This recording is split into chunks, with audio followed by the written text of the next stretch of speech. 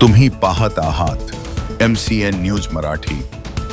बुलढाणा जिल्ह्यातील मलकापूर नगरपरिषदेच्या बांधकाम विभागातील कर्मचारी प्रत्यक्ष कामाच्या वेळेत गैरहजर राहत असल्याने सर्वसामान्य नागरिकांना मोठा मनस्ताप सहन करावा लागत असल्याचे गंभीर वास्तव समोर आले आहे। कर्मचारी गैरहजर असल्याने नगरपरिषदमधील ठप्प असलेल्या कामकाजाची चाहूल लागताच मलकापूर शहरातील काही समाजसेवक तसेच विविध राजकीय पक्षाचे पदाधिकारी यांनी बांधकाम विभागात याबाबत पडताळणी केली असता संपूर्ण कार्यालय खाली व निर्जन दिसून आले। त्यामुळे मलकापूर शहरातील विकास कामांची जबाबदारी ज्यांच्यावर आहे ते कर्मचारी नेमके कुठे गेले हा प्रश्न उपस्थित करण्यात आला आहे। शहरातील करदात्यांच्या पैशावर चालणारी ही यंत्रणा कुणाच्या परवानगीने बंद आहे, याला नेमका कुणाचा आशीर्वाद आहे, असे एक ना अनेक प्रश्न या निमित्ताने उपस्थित होत आहेत।